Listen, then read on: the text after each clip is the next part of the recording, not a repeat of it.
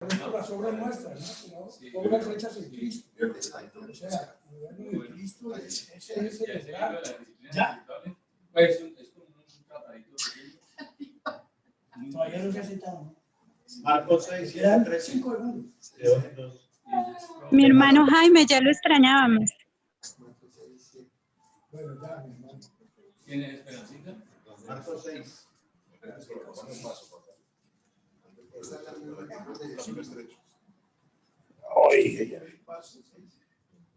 Bueno, buenas noches, hermanos, los que nos acompañan hoy acá y los que están allá.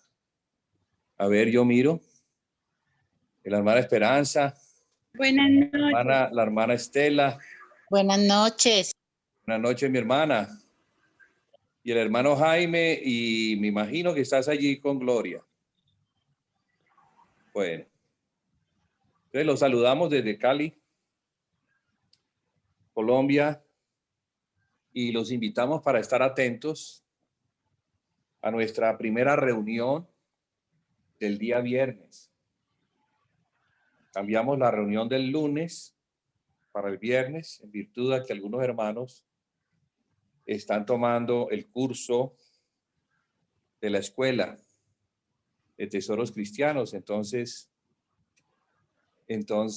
para que ellos puedan asistir a la reunión presencial, también puedan estar atentos a lo que el Señor nos ha venido hablando, hicimos ese cambio. Esperemos que el Señor lo apoye y nos permita perseverar y avanzar en estas cosas. Hemos estado, hermanos, la carga del Señor para este tiempo es el libro de los Efesios.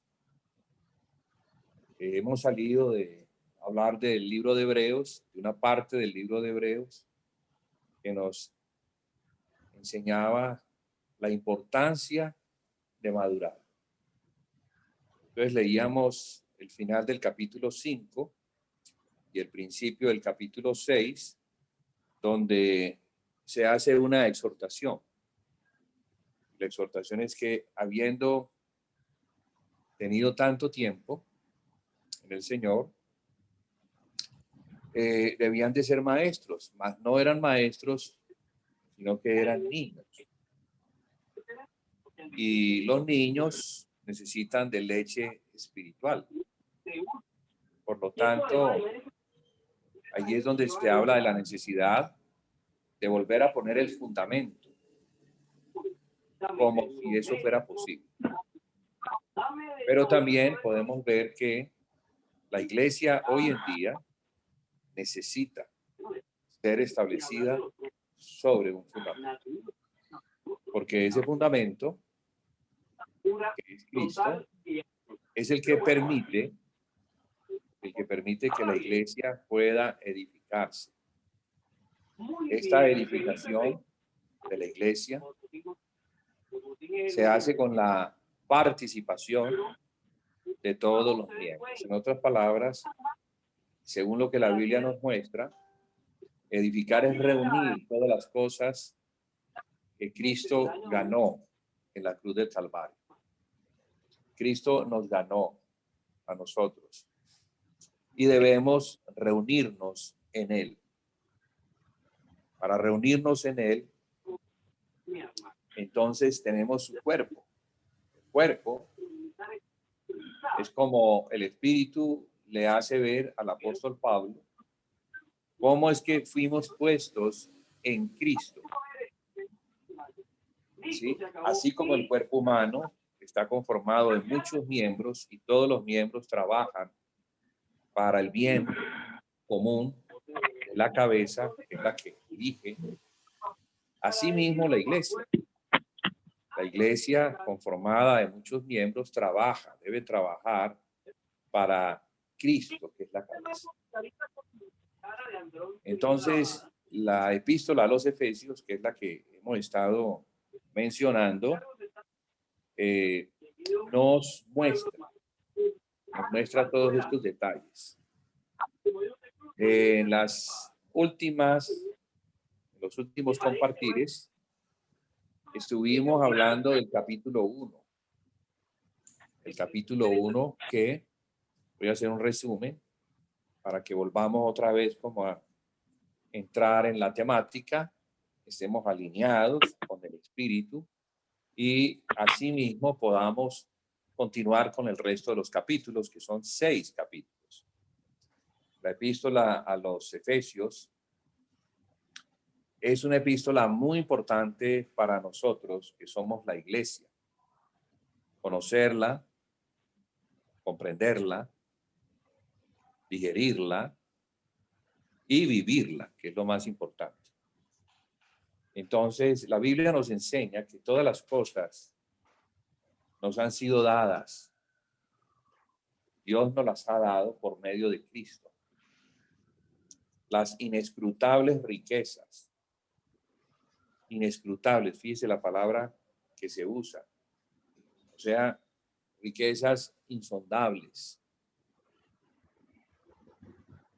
inimaginables, difíciles de contar, porque es Cristo mismo en toda su expresión. Entonces, Cristo mismo en toda su expresión y riqueza comparte esa riqueza a su cuerpo, que es la iglesia. Entonces, la iglesia debe ser enriquecida con esa riqueza. Pero para que la iglesia esté engalanada, enriquecida de Cristo, la iglesia se debe edificar. Es un punto muy importante que tristemente se olvidó en el tiempo. Se olvidó, se perdió el sendero. Lo que los apóstoles enseñaron al principio, porque para ellos era claro, eso se perdió. La iglesia apostólica recibió y fue enriquecida y llegó a ser una iglesia gloriosa, potente, poderosa. Una iglesia que extendía sus brazos y sucedían milagros, las señales, los prodigios, acompañaban a los apóstoles, acompañaban a los miembros del cuerpo de Cristo. Se suscitaban muchas cosas que eran precisamente porque ellos se edificaban, porque ellos estaban unidos, porque ellos estaban juntos, porque tenían en común todas las cosas. Tal y como nos señala el libro de los Hechos, yo doy gracias a Dios por ese libro. Un libro precioso y que además nos ha quedado como testimonio de lo que la Iglesia Apostólica comenzó a hacer desde el principio. En los primeros capítulos podemos ver cómo la Iglesia, después del derramamiento del Espíritu Santo, comenzó a ministrar a Dios. Porque algo que los apóstoles enseñaban es que la iglesia estaba principalmente para como sacerdocio espiritual, estaba para ministrar a Dios. Eso es lo que dice Pedro. Pedro, en el capítulo 1, perdón, en el capítulo, en la primera epístola, en el capítulo 2, verso 9, si mi memoria no está mal, dice que nosotros, hablando de la iglesia, somos un pueblo que Dios adquirió. Lo adquirió a precio de la sangre de Jesús. Y quedamos como una nación santa, adquirida para un Dios santo. Sí. Un real sacerdocio para Dios. Y para anunciar las virtudes de aquel que nos llamó de las tinieblas a su luz admirable. Entonces, la iglesia tiene una comisión y por eso es que ella es la luz del mundo. Porque al conocer a Dios, en su relación con Dios, ella recibe de parte de Dios lo que debe hablar. Un sacerdocio lo debemos entender como aquel que Dios llama, santifica, aparta para él, es exclusividad de Dios, para que esté junto a Dios, conozca a Dios y conociendo a Dios lo dé a conocer. Dios quiere darse a conocer, por supuesto. Pero en este momento, el único medio que Dios tiene para darse a conocer no son los ángeles. A los ángeles no se les ha dado esa tarea. Se les ha dado a la iglesia de Jesucristo, porque la iglesia de Jesucristo tiene un testimonio que los ángeles no tienen. Los ángeles no fueron redimidos por la sangre. Nosotros, pecadores, fuimos redimidos por la sangre de Jesús. Nosotros ahora tenemos el Espíritu Santo. Tenemos un espíritu regenerado. En ese espíritu regenerado habita el espíritu eterno de Dios. La vida eterna. El espíritu de santidad. Habita en nosotros.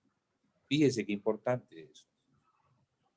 Es importante que nosotros le conozcamos esto, porque eso hace parte de las riquezas de Cristo. ¿Sí? El Espíritu hace parte de las riquezas. Y todo lo que contiene el Espíritu. Porque Cristo es el Espíritu vivificante. Dios es Espíritu. Nosotros somos terrenales. Pero por la obra de Jesús, por la obra de la cruz, por la obra de un hombre, claro, es hijo de Dios y es Dios, pero aquí por la obra del Hijo del Hombre, que se identificó con el hombre, que murió por el hombre, que resucitó como hombre, el hombre ahora puede participar de la naturaleza divina. Esa naturaleza divina es la que también tiene el Hijo de Dios. De modo que cuando Cristo habita en nosotros, tanto la naturaleza de Dios como la naturaleza del hombre están en nosotros. Y esa naturaleza de Dios puede comunicar atributos. De hecho, es lo que Dios quiere. Dios quiere comunicar sus atributos, lo que es comunicable, lo que de Dios Él puede dar como Padre. Entonces Él puede enseñarnos la santidad. Nadie puede enseñar la santidad, sino Dios que es santo. Puede enseñar lo veraz, lo que es ser verdadero, lo que es caminar en verdad, no con triquiñuelas, ni con mentiras, ni con disculpas, ni con cositas de esas que a veces sacamos para no enfrentar una situación. Pero Dios no es así. Dios es la verdad. Punto. ¿Cierto? Entonces, nosotros tenemos que llegar a ser hombres, cuando digo hombres, incluyo mujeres, que caminemos en verdad. La mentira no debe existir en nosotros. No debe existir el temor que nos lleva a veces a mentir, a sacar disculpas, a amplificar las cosas o a minimizarlas. Eso es del diablo. Eso es de la carne. Por eso es tan importante lo que Dios hizo por nosotros en Cristo. Lo hizo para salvarnos de nosotros mismos, de la condición en la que el hombre, después del pecado, quedó. El hombre quedó en una condición de pecado. En esa condición de pecado, la carne tomó ventaja y en esa ventaja dominó sobre el hombre. Lo terrenal dominó sobre el hombre. Por eso el hombre sin Cristo siempre está buscando lo material. Está buscando las riquezas terrenales. Quiere tener, quiere poseer, quiere acumular. Y quiere acumular para que el día de mañana, que haya escasez, él pueda tener. Y así es el hombre carnal, que no confía en Dios, que no conoce a Dios, y por eso se preocupa del día de mañana. Cuando el día de mañana tiene su propio afán. No sabemos cómo viene el día de mañana. No debemos preocuparnos por el día de mañana, pero nos preocupamos. Y nos preocupamos porque no hemos sido todavía formados en Cristo. Cristo no se ha formado. El Hijo de Dios, que es el que debemos conocer. La palabra conocer no es un conocimiento intelectual, sino que es el conocimiento del Espíritu, de nuestro Espíritu al Espíritu de Cristo. Es un conocimiento íntimo. En ese conocimiento, nuestro espíritu va a crecer, va a crecer, va a madurar adquiriendo la fe de Jesucristo. Jesucristo vivió, cuando vivió en la tierra, vivió dependiendo única y exclusivamente de Dios Padre. En él puso su confianza. Sabía que él tenía un Padre celestial que velaba por él, que le protegía, que le daba la provisión necesaria. Y no se desvelaba pensando qué habría de comer mañana. No. Él sabía que el Padre iba a dar la provisión para mañana. Entonces, es muy importante, hermanos, que la iglesia llegue al pleno conocimiento del Hijo de Dios. La epístola a los Efesios en el capítulo 4, verso 11 en adelante, dice algo que es muy importante y debe estar en nuestro corazón claro, porque esto nos va a ayudar a que nuestra mente ligada al corazón, ¿sí?, tenga la fuerza suficiente de pelear cuando venga el día malo. Porque el día malo viene. La prueba viene.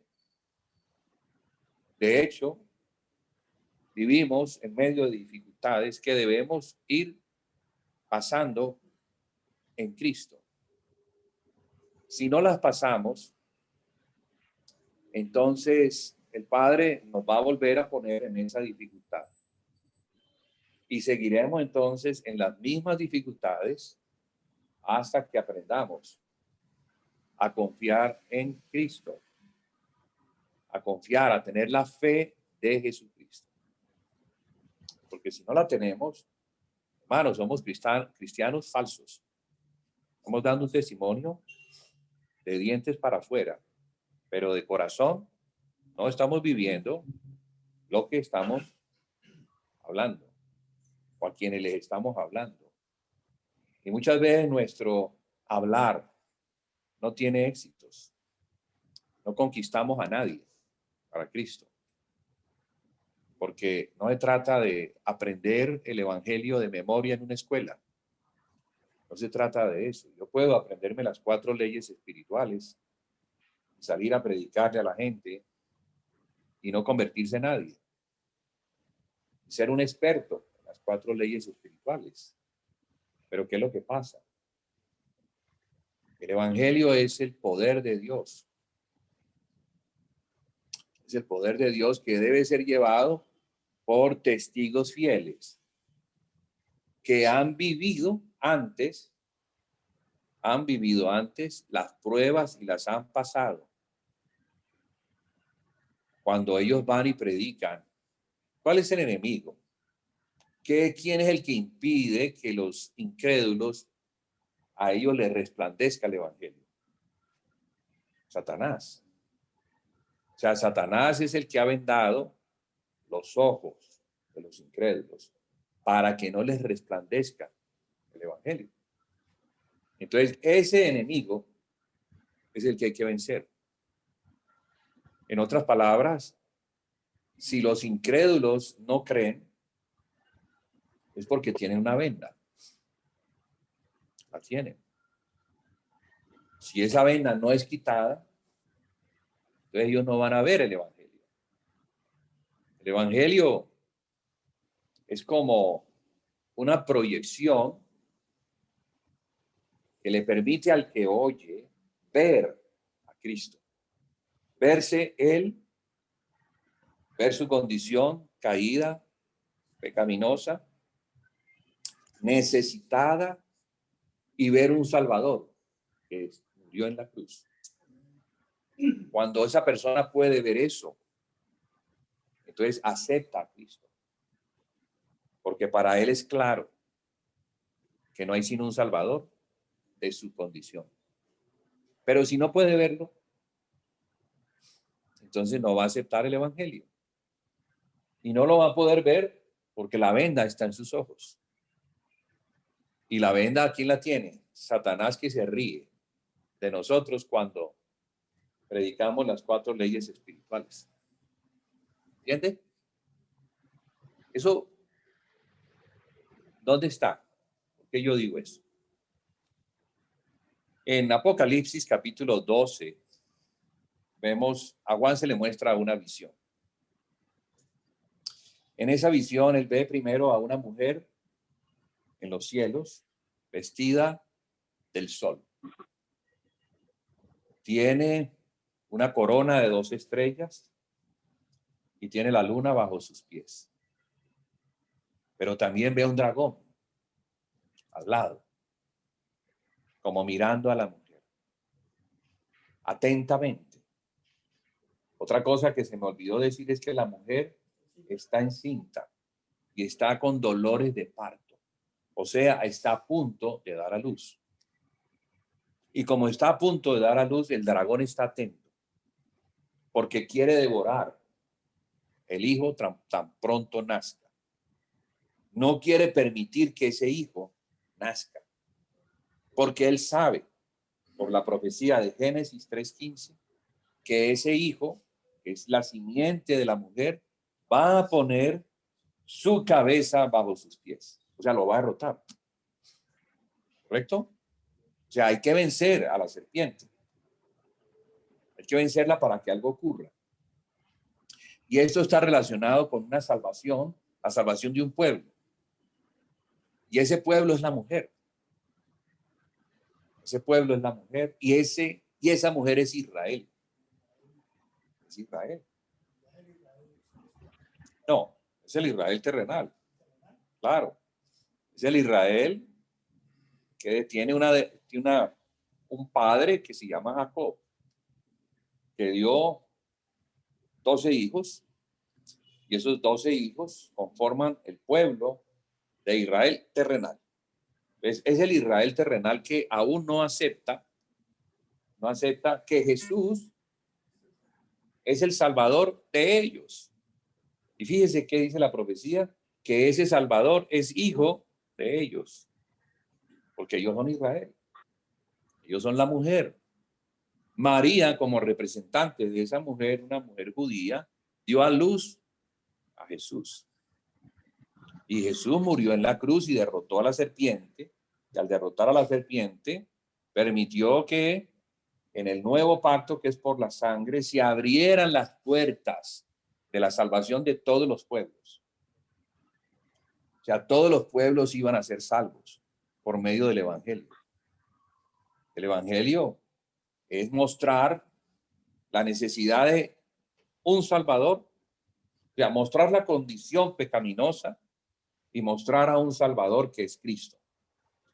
Cuando eso se puede ver, entonces se es salvo. Pero Israel no ha podido ver esto hasta ahora. No lo ha podido ver. ¿Cómo lo va a ver? Por la obra del hijo de la mujer. Porque es el hijo de la mujer el que iba a poner o el que va a poner la cabeza de la serpiente bajo sus pies. ¿Sí me están siguiendo? O sea, esa es una profecía que no se ha cumplido. O se ha cumplido en parte.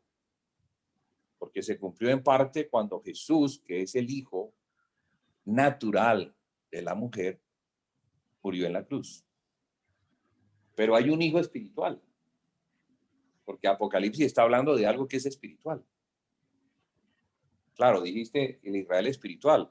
Ciertamente espiritual porque está en el corazón y en la mente de Dios. Salvar a un pueblo para que llegue a ser espiritual. Ahora es terrenal. Está en una condición terrenal, carnal, caída. No me interrumpas para no perder el hilo porque luego no me enderezo. No me conozco. Quedo dando vueltas luego. Entonces, esta mujer de Apocalipsis 12, algunos la interpretan como María dando a luz a Jesús, pero no es así. No es María dando a luz a Jesús. Es el Israel compuesto de todos los descendientes de Jacob, que en un momento determinado de la historia van a dar a luz a un hijo, y ese hijo nace como un hijo inmaduro, pero luego llega a la madurez. La palabra hijo que se traduce en Apocalipsis 12, o la palabra que se traduce como hijo en Apocalipsis 12, no se traduce correctamente y por eso no llegamos al entendimiento. Porque en griego, el griego usa dos palabras. Usa la palabra teknon y luego usa la palabra huios. Y se traduce en hijo. Pero teknon es un hijo inmaduro y huios es un hijo maduro. Gran diferencia. Pero eso no lo encontramos en las versiones. No encontramos eso y por eso no entendemos qué es lo que en realidad está sucediendo. Que da un hijo que va a madurar en un proceso y cuando termine su madurez, entonces la Biblia dice que ese hijo va a ser tomado para Dios y para su trono. O sea, qué importante entender eso. A la luz de todo Apocalipsis, podemos entender lo que el Señor le dice al ángel de la iglesia de Éfeso: recuerda de dónde has caído.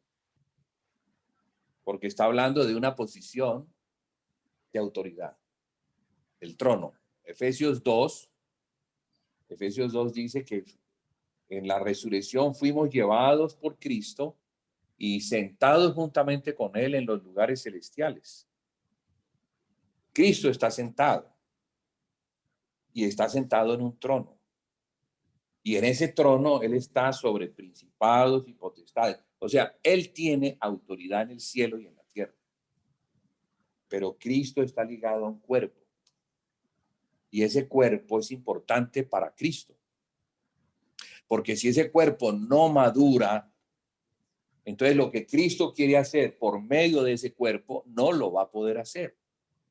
De allí la importancia de que la iglesia madure. ¿Para qué? Para que recobre la posición de autoridad. Porque es con la posición de autoridad que puede hacer el trabajo que debe hacer. ¿Cuál?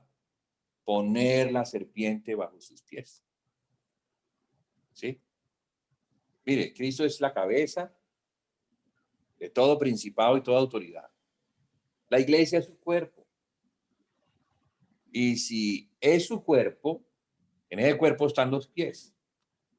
Entonces, ¿dónde están los principados y las potestades? Todo lo que es el reino de las tinieblas.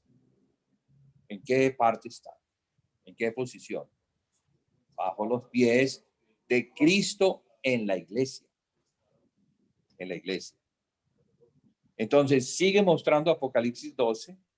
Dice que hay una batalla en los cielos. Miguel y sus ángeles batallan contra el dragón y sus ángeles. Se nos muestra una batalla espiritual en los lugares celestiales, una batalla fuerte que está relacionada con la posición de autoridad que la iglesia ha adquirido por su madurez. En otras palabras, esto nos enseña que en la medida en que la iglesia madura y adquiere madurez, adquiere autoridad. Las oraciones de la iglesia tendrán más poder. Y tendrán más poder porque tendrán más entendimiento, porque habrá más fe, más conocimiento de quién es el Hijo de Dios. Amén. Entonces la iglesia va a dejar de pedir para sí y va a comenzar a pedir para Cristo. Porque en este momento pedimos para, no, tenemos este problema, Señor, ayúdanos, resuélvenos esto. Sí, estamos pidiendo para nosotros. Y está bien. Cuando se es niño, así se es. Cuando un niño, ¿qué pide? Un niño no pide nada para su papá. Un niño no se preocupa del negocio de su papá. No le pregunta a su papá, papá, ¿cómo está tu negocio? Me gustaría ayudarte. Me gustaría orar por ese negocio. No, el niño no se preocupa. Llega el papá y es a pedirle cosas. ¿Sí o no? Así son los niños. Entonces la iglesia es así. La iglesia es así con Dios. Una Navidad perfecta. Entonces nos la pasamos orando, pidiendo cosas para nosotros, pero eso lo único que muestra es el estado de nuestra madurez. ¿Cuál? Enanos espirituales, que todavía no hemos crecido en el conocimiento del Hijo de Dios. ¿Para qué? Para tener posición de autoridad. Entonces, solamente la posición de autoridad es la que va a lograr que la serpiente, bueno, que es el dragón, sea vencido por las huestes de Miguel y sus ángeles. O sea, es importante en esa guerra espiritual que se está dando que Miguel venza sobre el dragón y sus ángeles. Sigue diciendo que Satanás es echado porque no se le encontró lugar más en el cielo. No hubo más lugar para él. En este momento tiene lugar. En este momento tiene lugar. La iglesia le ha dado lugar. La iglesia en su inmadurez le ha otorgado un lugar. Y ese lugar, ¿cómo lo usa? Para acusar. Para acusar. Porque él es el acusador. Él es como un fiscal que nos acusa delante del Padre por nuestro pecado. O sea, nuestra inmadurez nos lleva a pecar. ¿Me están entendiendo, hermanos? Es tremendo. Es tremendo. O sea, es necesario que la iglesia entienda quién es ella como cuerpo de Cristo. Porque lo que la iglesia hoy en día, como cuerpo de Cristo, nada. Imagine el Satanás lo que ha hecho, lo ha dividido. Ha dividido el cuerpo de Cristo en miles de pedazos. Los miembros se encuentran esparcidos, regados en las denominaciones. Grupos de creyentes, de siervos del Señor siguiendo hombres y no siguiendo a Cristo. El apóstol Pablo eso lo dijo. En Hechos 20, el apóstol Pablo advierte a los ancianos de la iglesia de Éfeso y les dice, yo sé que después de mi partida van a suceder dos cosas. Número uno, vendrán de afuera falsos que se vestirán como ovejas, pero son lobos rapaces. Y ellos entrarán y van a devorar al rebaño. Está hablando de las herejías y de las divisiones que se iban a dar por causa de las herejías. Entonces, las herejías muchas veces, o en su mayoría, las divisiones se dan por la herejía, porque los creyentes no han establecido bien su base sobre Cristo. No tienen fundamento. Efesios capítulo 4 dice que debemos edificar el cuerpo de Cristo. ¿Hasta cuándo?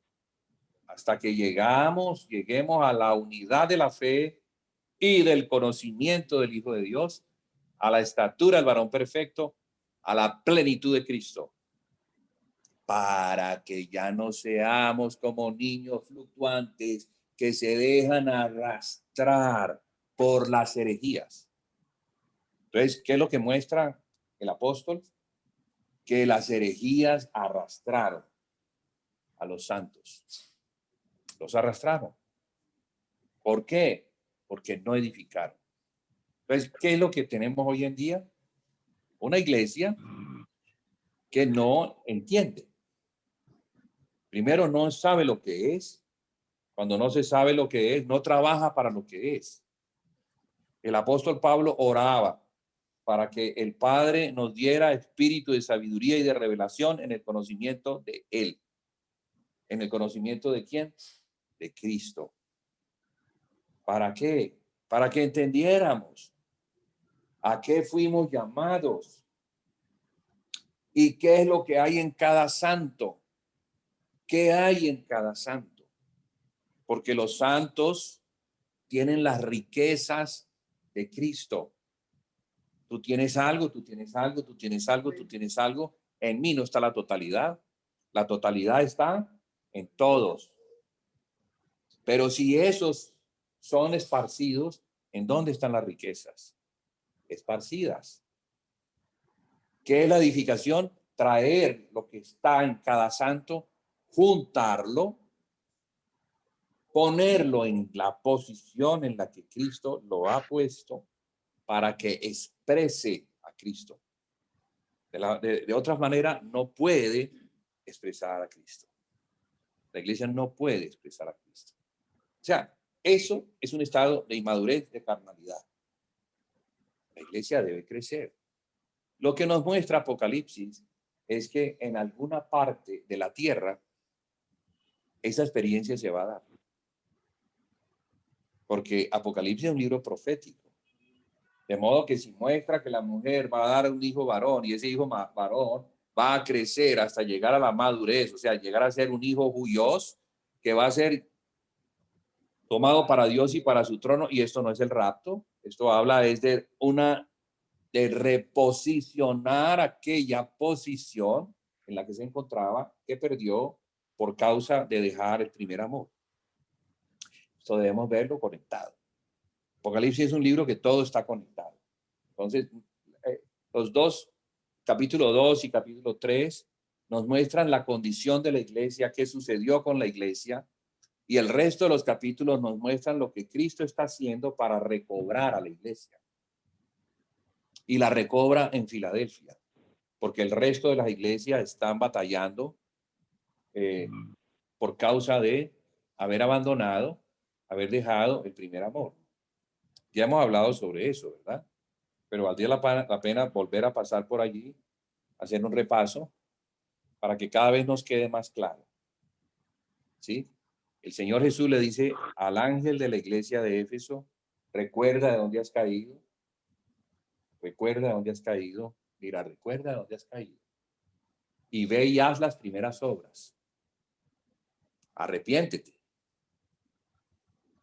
Arrepiéntete. Porque si no, quitaré tu candelero de su lugar. El candelero es una clave. Cuando menciona el candelero, nos da una clave. Porque el candelero, cuando lo leemos a la luz de la revelación es la palabra de Dios, que se encuentra desde Génesis hasta Apocalipsis. Esa es la revelación. Es la revelación que Dios le dio a Jesucristo. Entonces, por eso, en Apocalipsis vamos a ver el árbol de la vida, que está al principio. Vamos a ver el candelero. Vamos a ver cosas relacionadas, vamos a ver a Jezabel, que también se encuentra en las Escrituras, cosas que las Escrituras nos muestran y nos ayudan a entender las realidades espirituales. Entonces, en el tiempo de Moisés, cuando se edificó el tabernáculo, existía un lugar santo donde se ministraba a Dios. Ese lugar existía por causa de la santidad de Dios, por causa de la presencia de Dios en medio de su pueblo, representado en un arca que se encontraba en un cuartico pequeño donde se asentaba la presencia de Dios. Fíjese que Dios es manso y humilde, y bien humilde. Dios no dice hagan un cuarto bien grande, porque soy el más grande. Entonces allí, en ese cuarto grandísimo, allí voy a estar. No, era el cuarto más pequeño. Era justamente como para que un sacerdote pudiera darle la vuelta al arca. Muy pequeño. Y se encontraba en el fondo, guardado. Y no se podía entrar. Una cortina impedía el acceso a ese lugar. Esa cortina representa el estado natural del hombre. El estado natural del hombre. O sea, el hombre en su estado natural no puede entrar a la presencia de Dios. Dios es espíritu. No puede. Entonces esa cortina impedía que el hombre que se encontraba en el lugar santo pudiera accesar al lugar santísimo. Cuando el Señor Jesucristo murió en la cruz, como hombre, en su estado natural, como hombre, el velo del templo se rasgó de arriba abajo, abriéndose y mostrando de esa manera que por la muerte de Cristo, el acceso al lugar santísimo había quedado expuesto. O sea, la muerte de Jesús, la muerte del hombre, o del segundo hombre más bien, permitió que ahora un sacerdocio nuevo se diera que pudiera tener acceso al lugar santísimo, donde está la presencia de Dios. Porque la presencia de Dios se encontraba, era en Cristo. Cristo, cuando Cristo vino, la presencia de Dios estaba en Cristo. La plenitud de Dios se encontraba en Cristo. La plenitud, no una parte, no un 80%, no un 99%, el 100%. La plenitud de Dios se encontraba en Cristo. Pero la carne no dejaba verlo. No le permitía, la carne no permitía que la presencia de Dios se expusiera. Pero fue vista cuando los apóstoles, 3, fueron llevados al monte y allá él se manifestó en su gloria. Allí pareciera ser que la carne se abrió y la gloria de Dios, del Hijo de Dios, se dejó ver. Ellos vieron la gloria de Dios en Cristo y le reconocieron por la experiencia como Dios, porque eso era lo que estaban viendo. Y dos personajes aparecieron, Moisés y Elías, como si esos personajes estuvieran al nivel del Hijo de Dios. ¿Entienden? Porque para los judíos, Moisés y Elías eran muy importantes. Entonces, Jesús los llevó a que tuvieran una experiencia y en esa experiencia se dieran cuenta que él era más importante que Moisés y que Elías. Porque esos dos personajes se desvanecieron. Y la palabra dijo, a él oíd.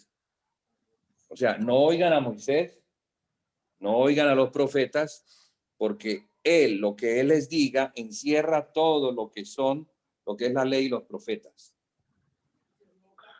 Sí, claro. Entonces, Dios se estaba manifestando. Entonces, hermanos, cuando los apóstoles hablan de Cristo, cuando tenemos la doctrina de los apóstoles y hablamos de Cristo, ¿qué es lo que sucede? La presencia de Dios inunda el lugar. inunda el lugar, porque donde está Cristo está el Padre, está la gloria Shekinah, ¿cierto? O sea, ya se abrió el velo, ya podemos tener acceso, y en ese acceso podemos entrar al lugar santísimo por las virtudes de la obra de la cruz. Pero ¿cómo se ve eso ahora? Ahora los apóstoles que estuvieron con él, los apóstoles que lo vieron, que lo palparon, que vieron su gloria y que saben que él es el Hijo de Dios y que tuvieron comunión con el Hijo de Dios, ahora esa comunión que ellos tuvieron con Cristo es la que ellos dan a conocer. La palabra de ellos es el conocimiento que ellos adquirieron de Cristo en su experiencia juntamente con Cristo. Por eso la doctrina de los apóstoles es tan importante. No se puede edificar una iglesia donde no esté la doctrina de los apóstoles, porque la doctrina de los apóstoles trae la gloria de Dios que está en Cristo. O sea, el propósito de la iglesia es ser la portadora de la gloria de Dios. Ahora somos los sacerdotes.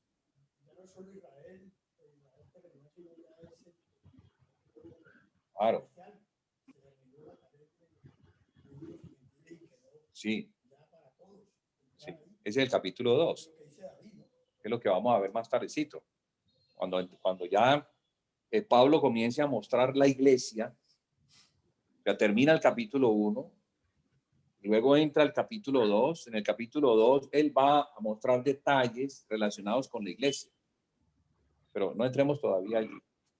Vámonos a hablar de lo que es este asunto tan importante que el Señor menciona.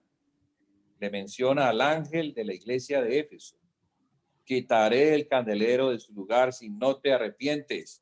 Debes recordar de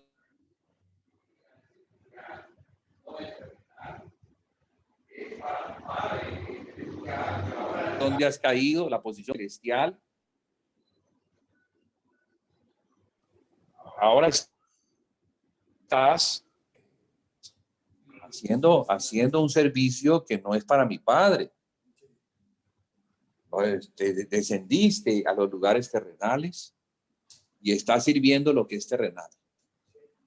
Entonces, cuando el Señor dice yo conozco tus obras y comienza a mencionar las obras, todas esas obras que menciona están relacionadas con su servicio a lo terrenal, no a lo celestial. Claro, sí, exacto.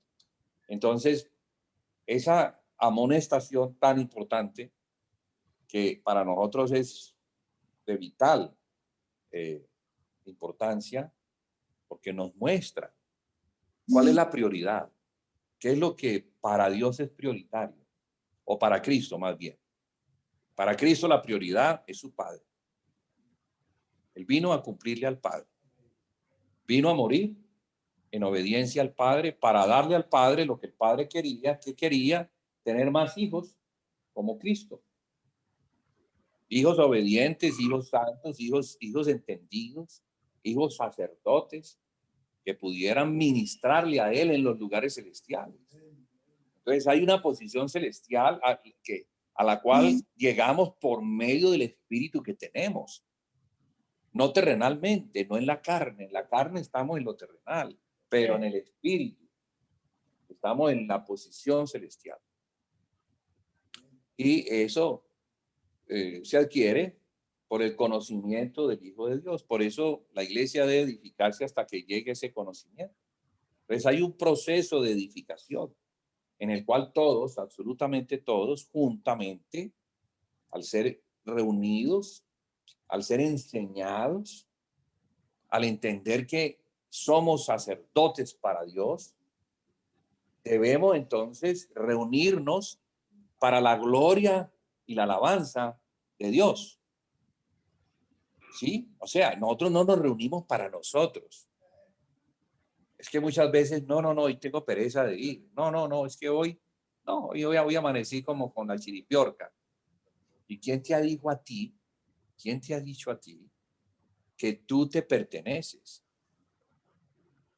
¿Quién nos ha dicho que nos pertenecemos como para decidir si vamos o no vamos a una reunión que no es para nosotros, sino que es por causa de la santidad de Dios?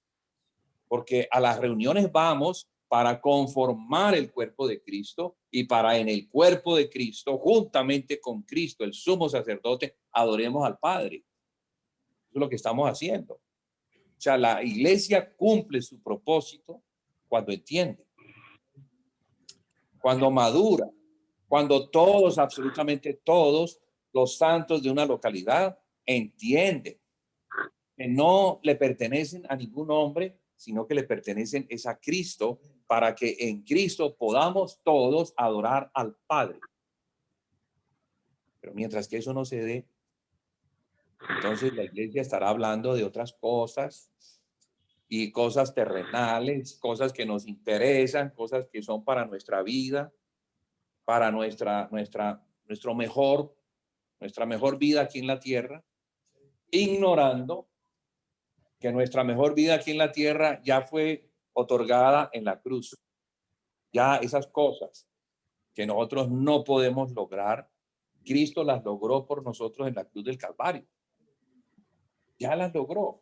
Entonces, ¿para qué nos engañan diciendo que tenemos que hacer esfuerzos, que tenemos que dar, que tenemos que ofrecer para agradar a Dios, cuando el que agradó a Dios fue Cristo para darnos a nosotros lo que nosotros no podíamos darle a Dios?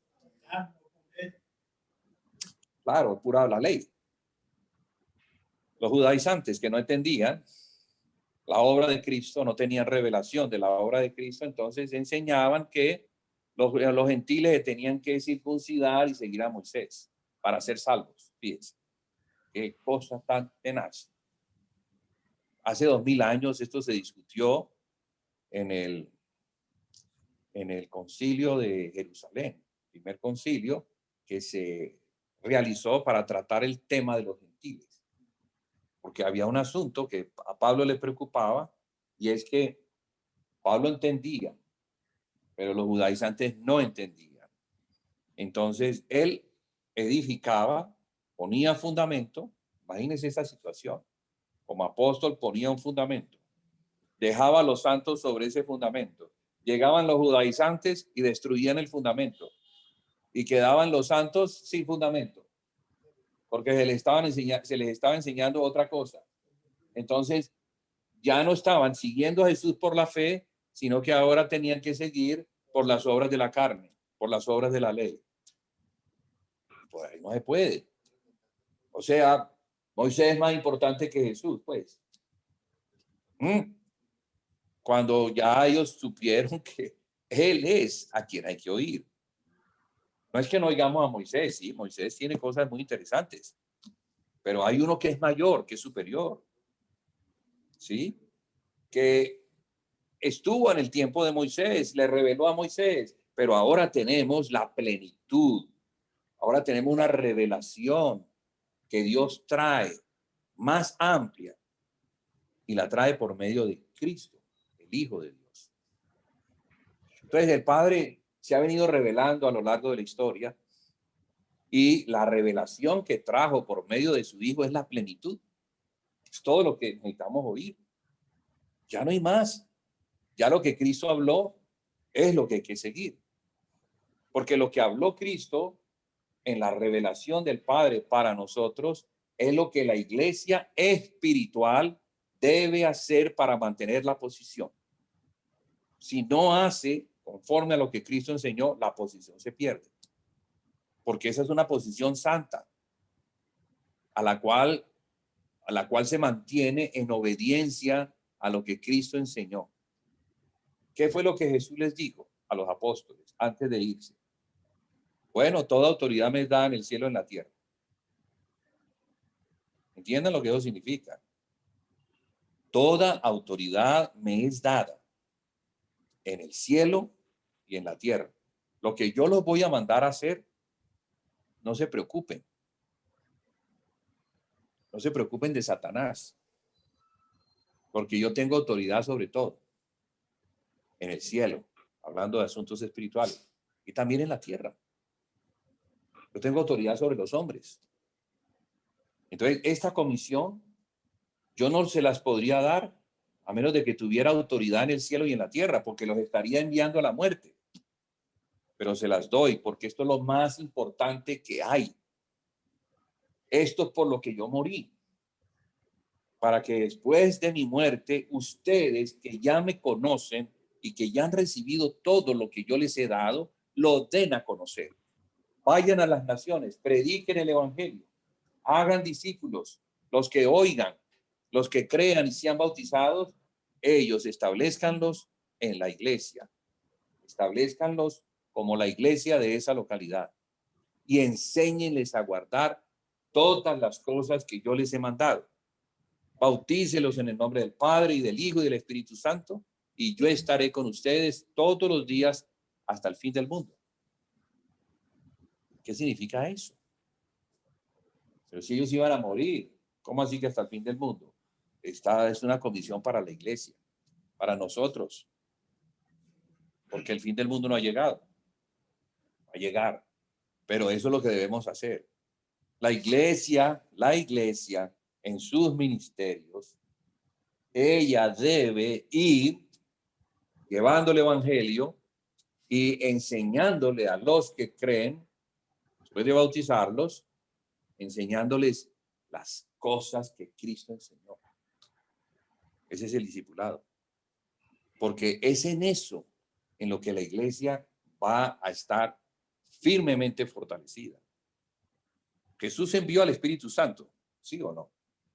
El Espíritu Santo no viene con una palabras diferentes, no viene a cambiar el discurso de Jesús, trayendo un discurso diferente, no. El Espíritu Santo está como el poder de Dios para evaluar lo que nosotros decimos y hacemos. Si lo que decimos y hacemos está de acuerdo con lo que Cristo enseñó, el poder de Dios está allí. El poder de Dios. Por supuesto, para convencer. Porque ¿quién es el que convence al hombre de su condición pecaminosa? El Espíritu Santo. No somos nosotros, es un asunto espiritual. Tiene que ver con el Espíritu Santo entrando en la persona, abriéndole los ojos, mostrándole la revelación para que las personas al verlo por revelación del Espíritu acepten a Jesús como el Señor y el Salvador. Pero ya había dicho que es una guerra, porque el Espíritu Santo también está en esa guerra contra el reino de las tinieblas. Entonces, lo que vamos a hacer, tenemos que hacerlo como testigos fieles. Debemos ganarnos esa posición. Debemos ganárnosla.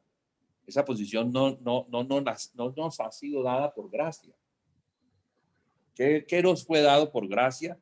El perdón de pecados y el Espíritu Santo. ¿Qué es lo que no nos ha dado, no nos ha sido dado por gracia? Lo que debemos hacer en nuestra consagración, en nuestra santificación, en nuestro llegar a conocer al Hijo de Dios, ¿verdad? En nuestro trabajo como miembros para la edificación, el fortalecimiento y el mantenimiento del cuerpo de Cristo. 3 cosas. Edificación, fortalecimiento. Tú edificas, pero luego debes fortalecer y luego debes mantener lo que se ha edificado. O sea que es un trabajo de toda la vida, no hay jubilación y de todos los días, porque este es un asunto diario, constante. Por eso es que la iglesia al principio se reunía todos los días, porque consideraban que para la edificación era necesario eso. Era necesario conocer de Cristo, establecerse sobre el fundamento, porque el fundamento es lo que trae el conocimiento es lo que me establece en la fe es lo que me lleva a la obediencia me lleva a que la gloria de Dios acompañe lo que yo estoy haciendo, y entonces la iglesia crece para la gloria de Dios. ¿Cuál es la gloria de Dios? Cristo. Cristo es la gloria de Dios. Entonces la iglesia es edificada ¿para quién? Para Cristo. Cristo es la cabeza. Para que Cristo tenga Un cuerpo. Hermanos, imagínense un cuerpo mutilado o un cuerpo postrado en una cama o un cuerpo al que le hacen falta miembros o una pierna. ¿Cómo es eso? ¿Cómo está el cuerpo de Cristo hoy en día? ¿Cómo estamos trabajando nosotros para que el cuerpo de Cristo sea edificado? ¿Cuál es la parte que estamos poniendo nosotros de lo que nos corresponde? De las riquezas que Cristo me otorgó, que no son mías, que no me las puedo llevar, que no puedo enriquecerme a costa de esas riquezas. No puedo hacer un mercadeo con las riquezas que Cristo me ha dado, no son mías. Son para Cristo. Pero estas cosas tristemente se dan. Hay un enriquecimiento. Toman lo que no les pertenece y hacen riqueza con lo que no les pertenece. Riqueza personal con lo que no les pertenece. Es de Cristo. Es un don de Cristo. Y no para Él, sino para la iglesia. ¿Me está entendiendo? O sea, es algo muy delicado. Es algo que, Dios mío, que el Señor nos alumbre y nos muestre, porque el tribunal de Cristo va a lidiar con estos asuntos. Va a haber un tribunal. Cristo va a juzgar a su pueblo. Y la Biblia dice que cuando lleguemos a ese tribunal, vamos a presentarle a Cristo lo que hemos hecho. Y si presentamos oro, plata y piedras preciosas, el fuego va a probar. ¿Y qué es lo que hace el fuego con el oro, la plata y las piedras preciosas?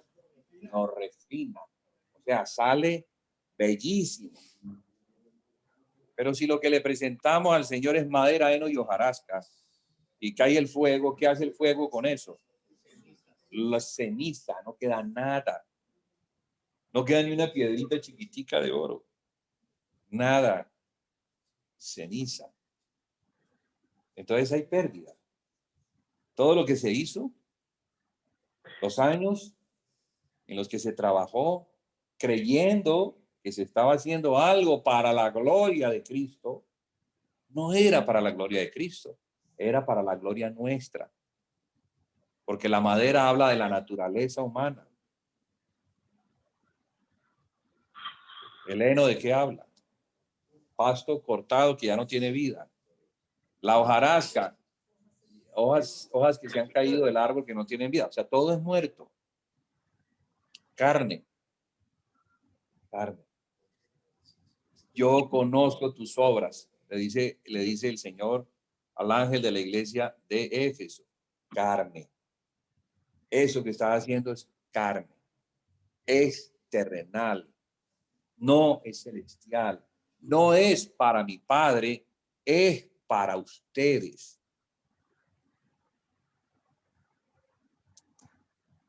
Algunos vendrán ese día y me dirán, Señor, Señor, en tu nombre hicimos milagros, echamos fuera demonios, profetizamos. Bueno, se van a jactar de las cosas que hicieron. Y ellos creen que esa es una obra. Pero el Señor les va a decir, no, yo no los conozco a ustedes, hacedores de maldad. Apartados de mí, hacedores de maldad. O sea, es un asunto serio. La edificación de la casa es lo más precioso que hay en el universo. No digo en la tierra, en el universo. El cielo y la tierra pasarán. Fíjense, todo eso va a pasar. Pero las palabras de Jesús no pasarán. La edificación que le hagamos a él no pasará. No pasará. Eso que hayamos edificado con oro, plata y piedras preciosas no pasará. Es para la gloria de Cristo, pero también será para nuestra recompensa. O sea que el Señor también nos muestra, en los evangelios nos muestra las recompensas. Él es justo y debe recompensar al que es fiel y castigar al que es infiel. O sea, no es justo que una persona como Pablo, que entregó toda su vida por la causa del Señor, no reciba una recompensa conforme al trabajo que realizó. Obviamente, él dice que ese trabajo lo realizó porque la gracia de Cristo le acompañó en todo. Y es por gracia, hermanos. O sea, no es porque tengamos algo. Es porque la gracia acompaña lo que nosotros queremos hacer para Él. Entonces, entre más deseo tengamos de hacer para Él, más gracia de Cristo nos va a dar. O sea, nos va a dotar de mayor poder, de mayor deseo. Nos va a dar algo que está en su corazón. Eso que está en su corazón, Él lo quiere dar para que seamos conforme a su corazón. Y eso es gracia.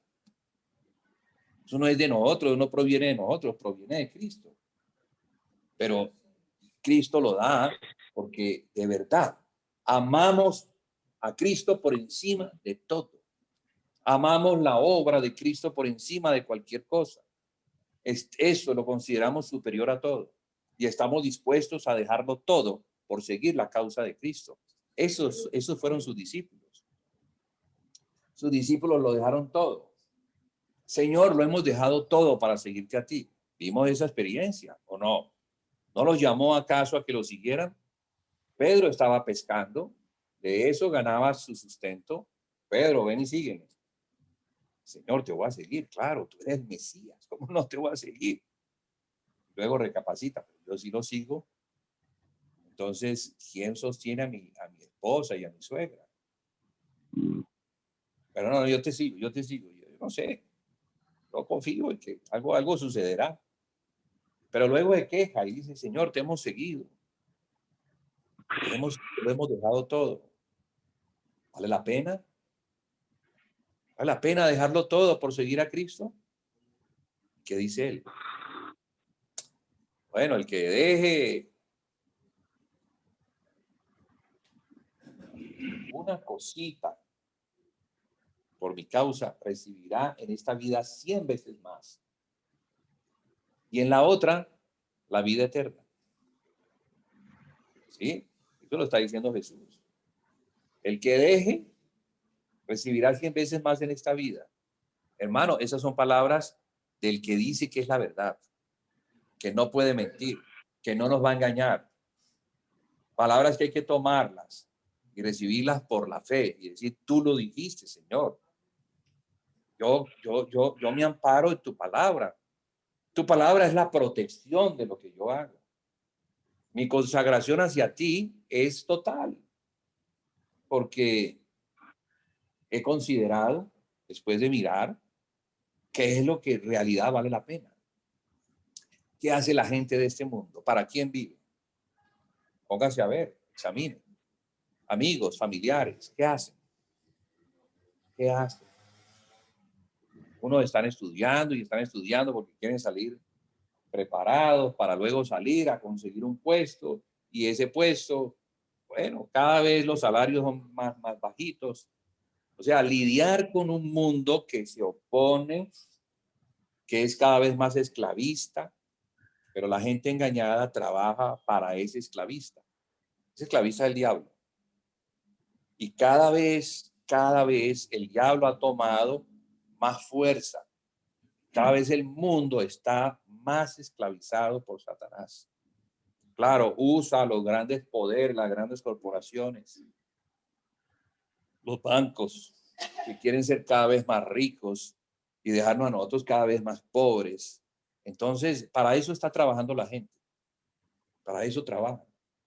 Trabajan para convertirse en esclavos. Y si eres un buen esclavo, de pronto te van a dar una buena posición, vas a llegar a ser gerente de este banco.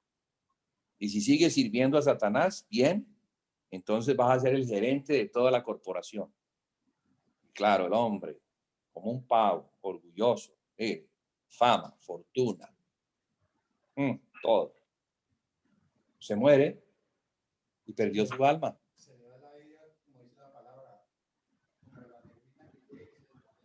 En un momentico.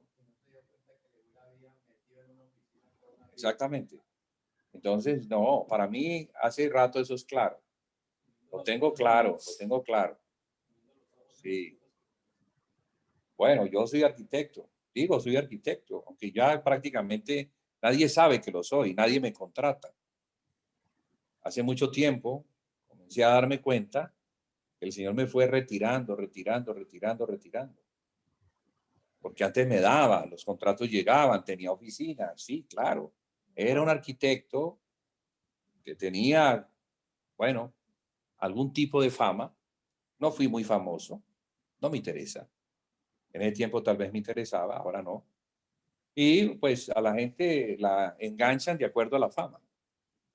Entonces tenía contratos, trabajaba, ganaba y fui edificando lo que puede uno edificar con lo que gana. Pero llegó el día en que el Señor comenzó a, no sé, yo me sentí como que me retiraba, como que ya las cosas no llegaban tan fácil. Y tuve temporadas donde trabajaba durísimo sin ganar nada. Trabajaba de balde. Porque era el esclavo, sí. Se llegó a una modalidad, mire arquitecto, venga, tenemos un proyecto. Ese proyecto no te lo puedo pagar a menos de que yo lo pueda vender. Tú verás. Entonces yo ahí sin trabajo, bueno, prefiero trabajar en esto que no trabajar en nada. Listo, voy a hacer ese proyecto. Hacía los proyectos quedaban terminados, aprobados, y este hombre no vendía nada, no vendía el proyecto, entonces no recibía yo ni para un tinto. Y así estuve varias veces. Entonces meditaba yo y me decía, pero ¿por qué esto? ¿Qué será? ¿Qué es esto? ¿Ah? ¿Qué será lo que está pasando? Bueno, cerremos la oficina, porque eso ya no da ni para la oficina. Se cerró la oficina, me fui para la casa. Y poco a poco, cada vez menos, hasta que se acabó. Hasta que se acabó.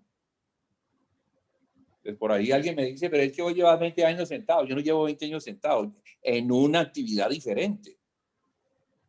Una actividad que Dios me puso. Es que yo cómo me voy a poner a pelear con Dios. Si Dios me cerró esa puerta, ¿cómo la voy yo a abrir? ¿Cómo la abro si la cerró? Antes estaba abierta. Uno tiene que saber cuándo algo está cerrado. Más vale cuando las cosas no te funcionan, hermano, es porque Dios te cerró esa puerta. No quiere que estés en eso. Entonces se cerró la puerta y se abrió otra puerta. Dios siempre abre una puerta diferente. Pero las puertas que Dios abre, las abre para Él. No para lo mío, sino para lo suyo. ¿Entiendes? Yo sé que si yo trabajo para Dios, yo no voy a recibir una recompensa como la que los hombres me pueden dar. Quizás reciba recompensa en esta tierra. Él dice, por cada cosa que dejes te voy a dar 100. Yo no estoy buscando eso, pero sí estoy buscando la vida eterna. Sí estoy buscando, perdónenme que me haya extendido un poquito en lo mío, no me gusta hablar de lo mío, pero lo digo como a modo de testimonio para mostrar que la causa de Dios que nos muestra en Cristo es la prioridad. Cuando al ángel se le dice, has dejado tu primer amor, ese ángel ya no tiene a Dios como prioridad, ya tiene otras cosas y son religiosas. Y son religiosas, fíjese, porque lo que está haciendo, que el Señor menciona, no tiene nada que ver con que, mira, está haciendo edificios, está haciendo nada, cosas religiosas, pero que no son para Dios como prioridad. Dios es la prioridad. La prioridad. Exactamente. Buscad primeramente el reino de Dios y su justicia. Son palabras de Jesús para el que cree. El que no cree, bueno, crea lo que quiera creer.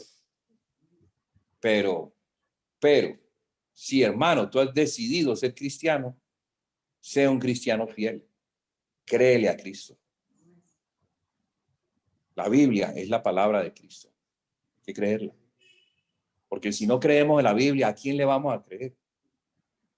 ¿Qué vamos a creer? ¿Qué tabla de salvación vamos a tener?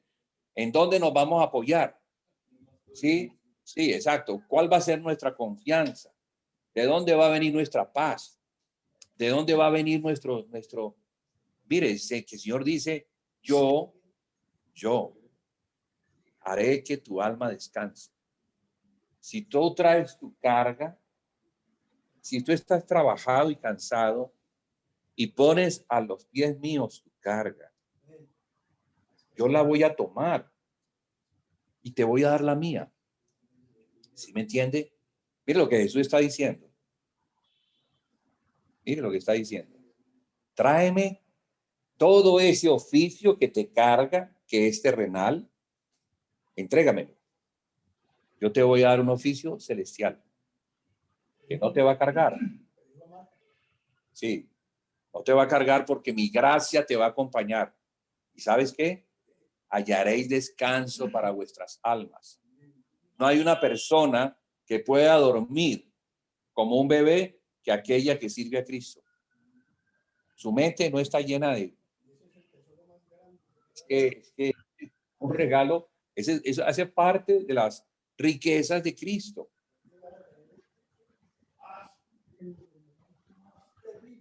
Claro. Tener esa seguridad de que hace lo que nada. Sí, sí, porque tú estás como siervo de Cristo. La angustia, el estrés, es el resultado de la incredulidad. Es el resultado de la incredulidad. Porque Jesús dice, ¿por qué estás así, cargada y trabajada? A ver, Marta, turbada estás. ¿Me quieres servir a mí? ¿Estás dedicada a servirme? ¿Y quién te ha dicho a ti? Cuando yo llegué a tu casa, yo no llegué para que tú me sirvieras.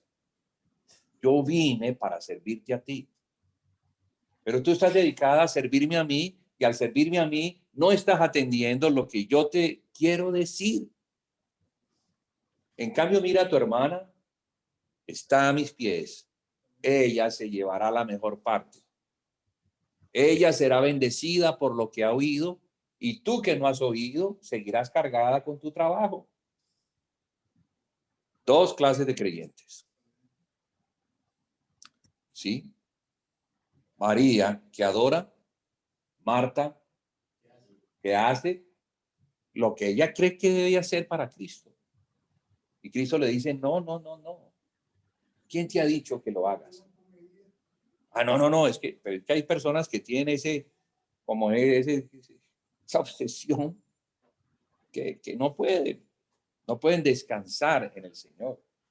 Qué privilegio que el Señor venga y entre a mi casa. No entra a todas las casas, no entra. Entró a mi casa, ¿qué voy a hacer? Voy a sentar a los pies de Él. Totalmente muerta, totalmente. Sí. Claro, claro. Entonces, ¿esto que nos enseña? A los pies de Cristo. La iglesia debe estar a los pies de Cristo. ¿Y qué sucede cuando está a los pies de Cristo? Cristo habla.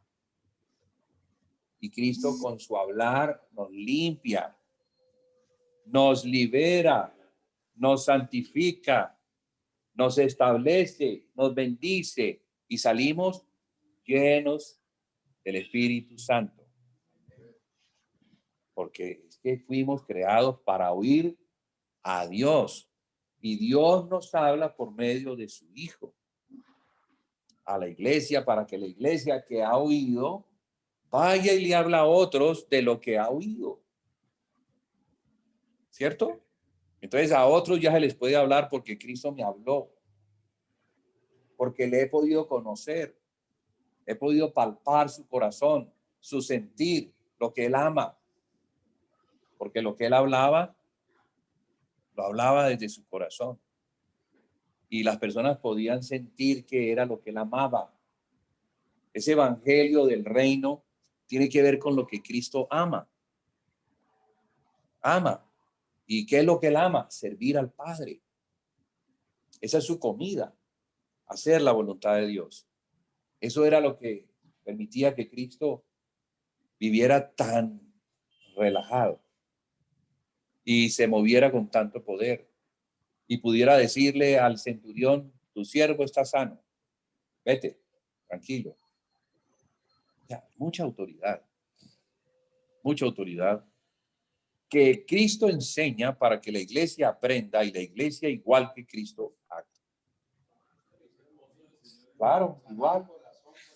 Correcto. Los pañuelos. Entonces entregaban los pañuelos y los pañuelos que los recibían las personas y eran sanas.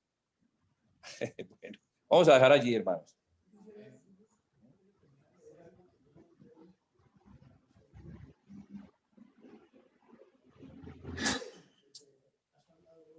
Amén, amén.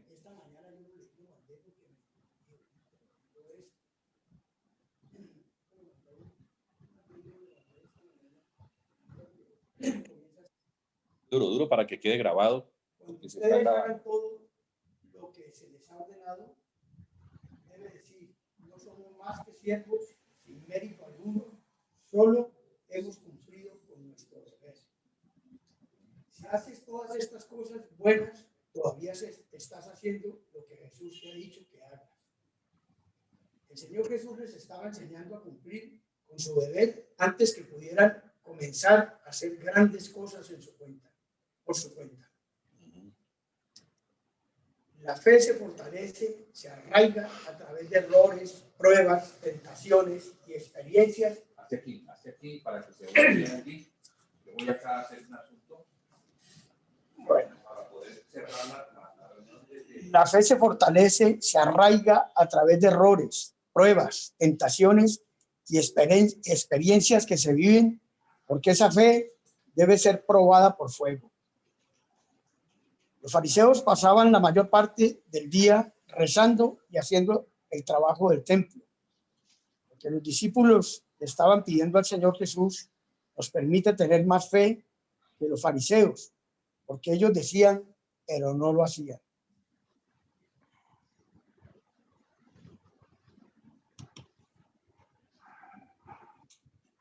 Y les dice que el poder de la fe es más fuerte que las raíces que sostiene un árbol de sicomoro en el suelo.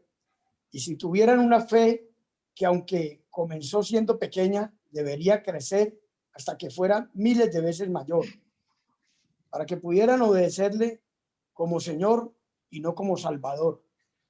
Y Jesús pasa a hablarles de lo que esperan que sus siervos se ocupen de las necesidades de su amo antes de que se ocupen de sus propias necesidades. Lo que estaba hablando ahora el hermano, que nosotros nos ocupamos es primero de las cosas nuestras y luego del Señor. Jesús refuerza su noción de que no pueden obtener un lugar en la mesa del maestro, diciéndoles que incluso si guardaran toda la ley, solo serían sirvientes, obedientes, no invitados o hijos.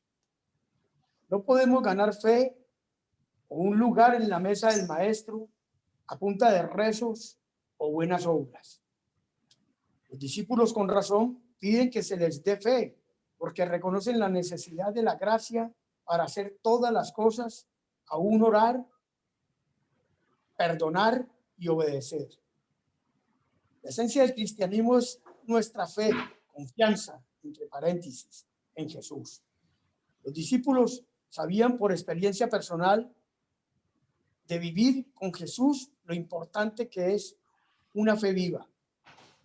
Desde el Antiguo Testamento se escribió que los judíos vivirían por fe. Podemos ver que hay cosas que Dios hace y hay cosas que se supone que debemos hacer.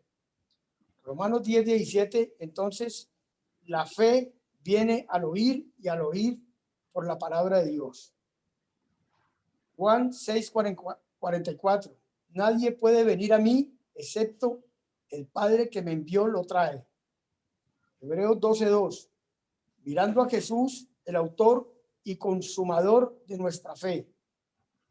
Lucas 7:9, os digo que no he encontrado una fe tan grande, no en Israel. Mateo 8:26, él les digo, ¿por qué teméis, hombres de poca fe? El Padre crea y permite algo que nos lleva a Jesús, una necesidad de salud económica, etc.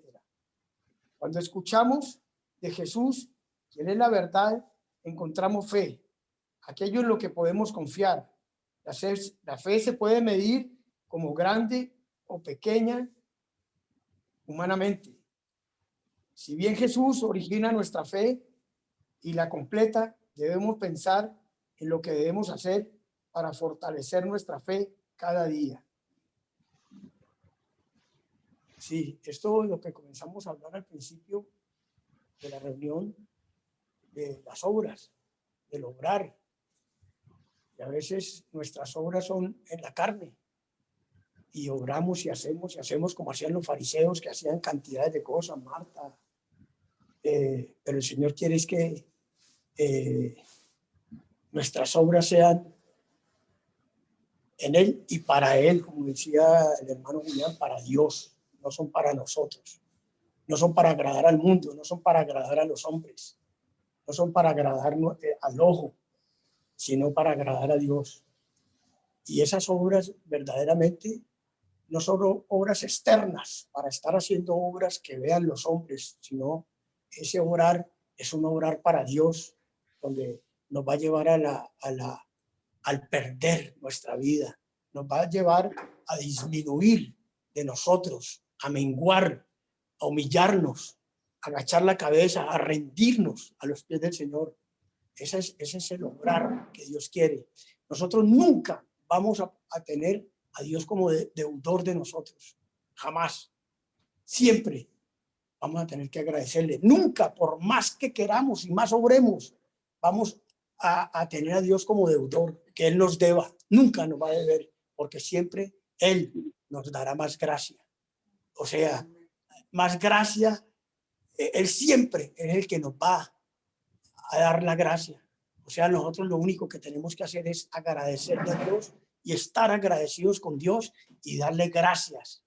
Porque si no es por la gracia de Dios, nada podemos. Pablo lo decía. Pablo dijo que era por la gracia, que él podía hacer todo lo que había hecho, que no era por sus méritos, no es por los méritos nuestros. Esos méritos nuestros son obras de la carne. Cuando nosotros obramos creyendo que vamos a recibir una recompensa de Dios, es tremendo porque no merecemos. Somos siervos inútiles, dice el Señor. Somos siervos inútiles por más que hagamos obras. Porque nunca Dios nos va a deber a nosotros. Tremendo. Esta palabra es para verla. Yo ya la he leído 2 o 3 veces antes de mandarla a la iglesia y ahora la leí también 2 veces mientras el hermano hablaba.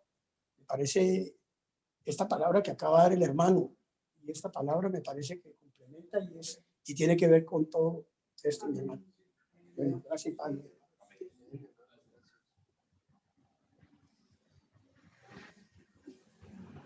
Bueno, hermanos, vamos a dejar aquí. Nos despedimos de los que nos acompañaron hoy, que quedaron. Hermano Jaime, Gloria, Esperancita y Estelita. Hermanos, un abrazo. Les invitamos para mañana a la cena del Señor. Vamos a estar compartiendo este servicio para Dios, como hemos venido bien y enseñando. La palabra nos enseña esto, que es para Dios. Entonces, la manera como la iglesia hoy en día adora al Señor. Están invitados. Amén, mi hermano. Están invitados. Amén. Gracias. Gracias y paz. Mañana, a partir de las 7 en nuestra casa. Y vamos a continuar aquí con los hermanos esta comunión. Hermanos, un abrazo. Un abrazo, hermano.